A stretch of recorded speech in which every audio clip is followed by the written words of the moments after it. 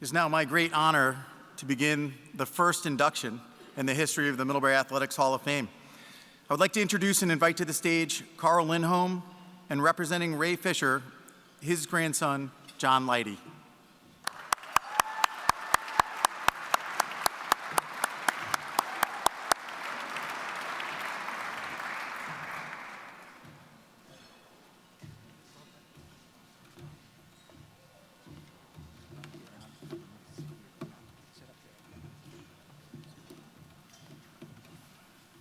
Good evening. Good evening.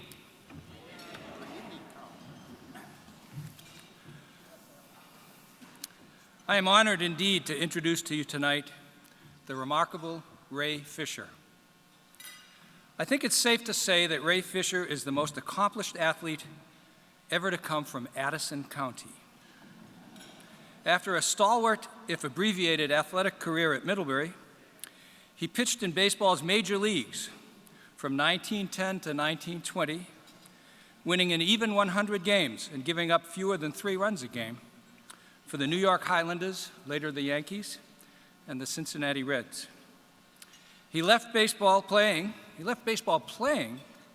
in 1921 for baseball coaching and served 38 years as the coach at the University of Michigan, compiling a record of 661 wins against just 294 losses, winning 15 Big Ten titles and a national championship in 1953. The baseball park at Michigan is Ray Fisher Stadium. This honor tonight is in fact his 6th such induction.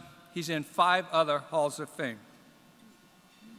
As a boy, Ray walked the 3 miles from his family's Creek Road farm to Middlebury High School, where he starred on the baseball and football teams. He then enrolled at the local college, where he continued his brilliant success in sports. He first gave notice in the spring of his freshman year at Middlebury that he was special. In his very first Middlebury College game, Ray struck out 18 batters in a 3-1 win against Colgate, and 4 days later beat Norwich at Northfield 3-0, giving up just 1 hit and striking out 17. He was just as dominant in his sophomore year on the college team. It was very clear he was ready for stiffer competition, so he pitched in organized professional baseball the next 2 summers. As a pro, he was ineligible to play on the college 9, so he coached the team instead. He signed a major league contract with New York in the spring of his senior year and was pitching in the big leagues just a few days after his Middlebury graduation. From 1911 to 1915, Ray returned in the off-season to Middlebury as an assistant professor of physical education. The New York sports writers called him the Vermont schoolmaster. In 1921, he tired of the unstable, low-paying, nomadic life of a ball player and accepted the position at Michigan, and the rest is history. At Michigan, he also coached the freshman basketball and football teams. One of his football players and most enthusiastic admirers was President Gerald Ford. It is noteworthy that in 1923, he integrated the Michigan baseball team. Anyone who could make the team could play for Ray Fisher. Though he lived and worked much of the year in Michigan, he always remained a Vermonter at heart, returning summers to the family camp on Lake Champlain and North Ferrisburgh, and he coached in summer leagues in Vermont. He often brought to Vermont with him players from Big Ten universities to play in the Northern League after the war, including Baseball Hall of Famer Robin Roberts, who contended that everything he learned about pitching, he learned from Ray Fisher. Ray was in baseball for nearly 60 years and died in 1982 at age 94. I could spend a long time regaling you with tales of Ray Fisher, and I believe that's Aaron's greatest fear. But I'll stop here, now that you all have a modest sense of Ray Fisher, an extraordinary baseball player and coach and man, a proud son of Vermont and Middlebury College. Thank you.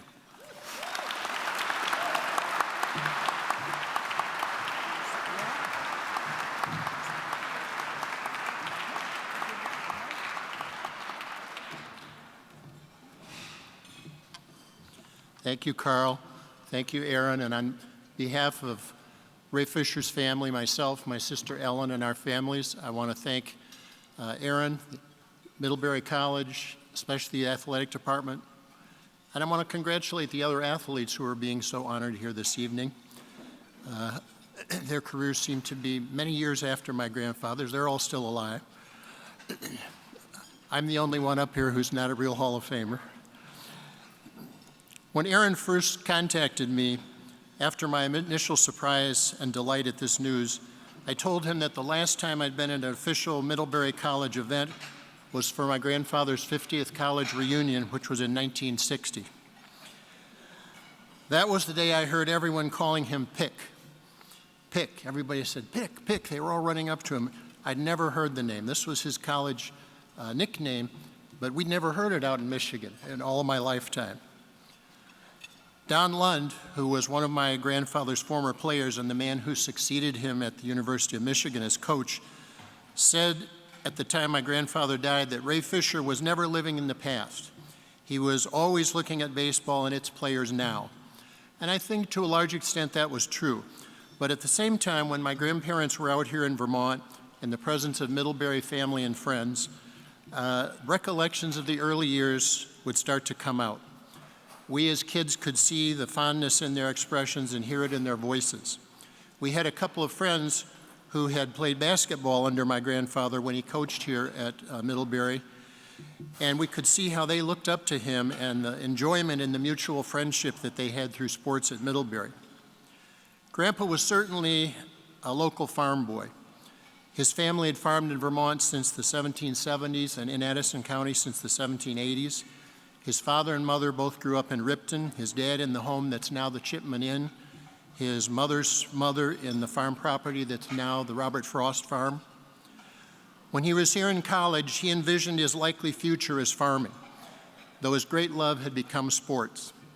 Once I came upon him sitting in his rocker, staring at the index finger on his right hand, the finger he'd almost lost in a farm accident on his family farm on Creek Road.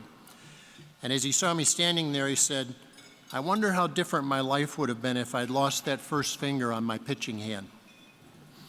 As it turned out, his time in baseball continued until he was in his 80s, assisting subsequent coaches at Michigan with their pitchers. For about 60 of those years, he was professionally employed in baseball. Vocationally, I don't think he could have been happier with the way things turned out for him. When the farm boy, who the newspapers later dubbed the Vermont schoolmaster, eventually reported to the Yankees, he showed up with his homemade bat from off the farm, much to the snickering of his teammates. In fact, Grandpa said that he'd never even seen a game of Major League Baseball before he played in one, which seems hard to believe in today's culture. Knowing the audience we probably have here tonight, I want to make it clear that when he signed on with the Yankees, that was the first team that offered him a contract. He thought this was his ticket off the farm, but he found out a few days later that the Boston Red Sox were also interested, but he'd already signed. The Giants, too. And it all began here at Middlebury when, as Grandpa told it, his coach, Cy Stackpole, who was short on pitchers, said to him one day, go out on the mound and throw me a few, Ray. Prior to that, Grandpa had imagined his position as shortstop or possibly second base.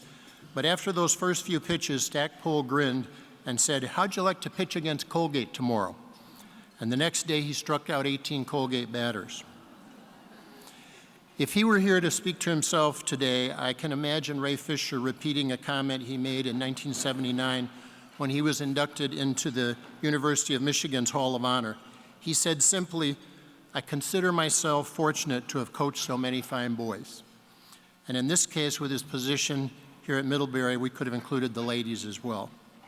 What he might not tell you, however, was that during all of my lifetime, he kept on his living room table a silver cup dated exactly 100 years ago this year, 1915, that was given to him by Middlebury College as he departed from serving as what they termed physical director.